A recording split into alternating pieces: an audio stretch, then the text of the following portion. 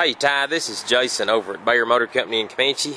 It's about 11:15 on Tuesday morning. Sorry, I finally had an opportunity to sneak out here and get you a couple of pictures of this truck. It's been a hectic day, and I guess we're short-handed unbeknownst to me.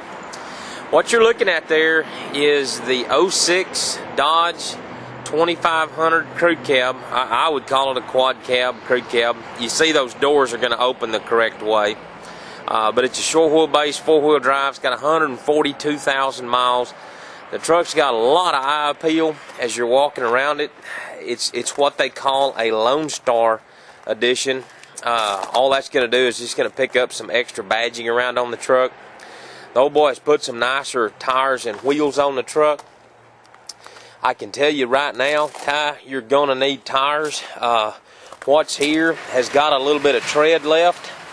But those bigger tires, and I guess I can get you a number off this. This is a 35 by 12 and a half. I don't know if you can see that. A 35 by 12 and a half R17 LT tire. What you're going to have to do there, I think, is probably put a set of tires on it. I can imagine that these are going to be pretty noisy going down the road, and there's just not a lot of tread left. If a person went back with this size of tire, you're going to spend a lot of money doing it. But it's a good-looking old truck. That's what's going to sell the pickup, is the eye appeal that those tires and wheels gain it.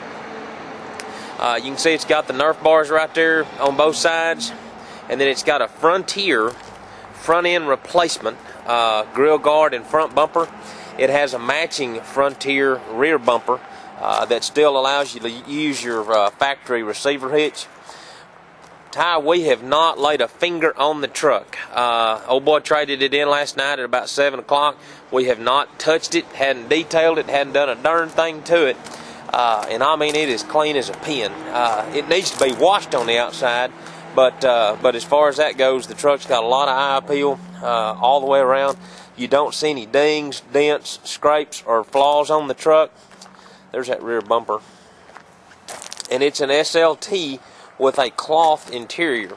I'll open it up so you can kind of get an idea of what we're doing in here. I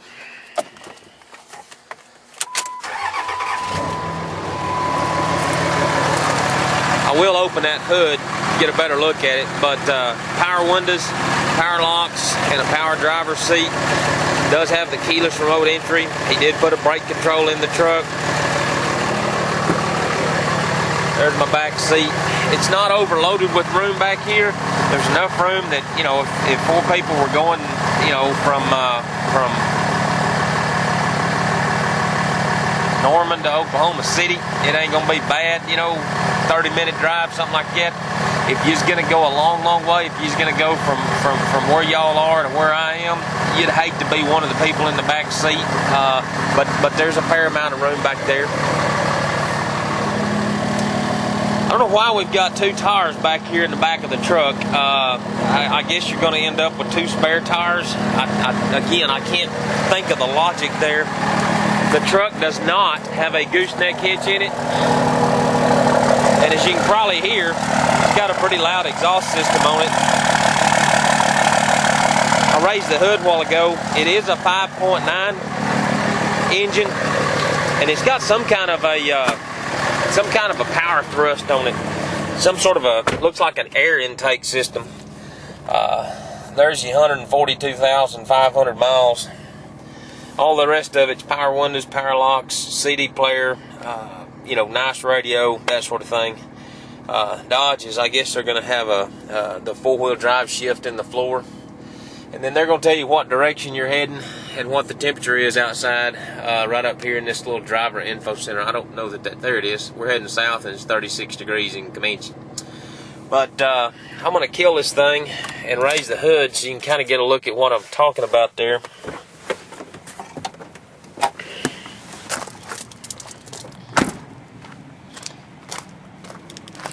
Like I said, the old pickup looks really good. I'll get in over here and I can zoom in on these engine numbers, and I think you'll be able to see that 5.9 liter somewhere right along in there.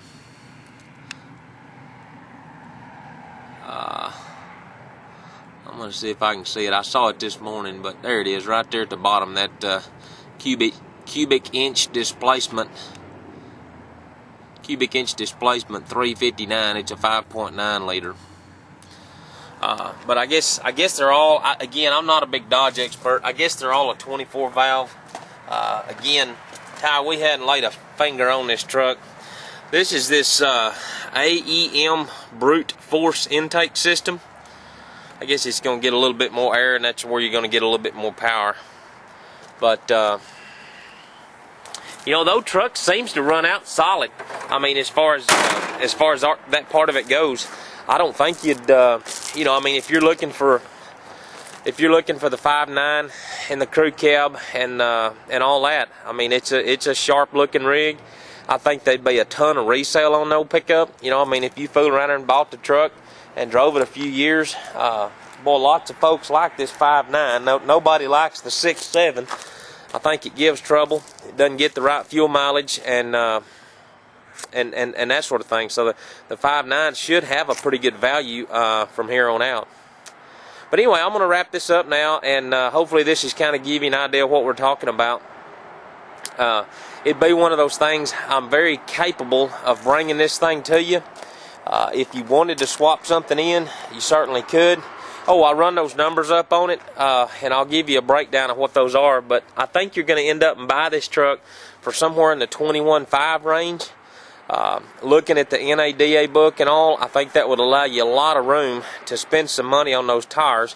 And even after you spend a lot of money on the tires, you're going to be way back of you know, the book values and all that. Anyway, see what you think about it, and give me a call. There's a cell phone number on the bottom of this email, and we'd sure like to hear from you. Thanks, Ty.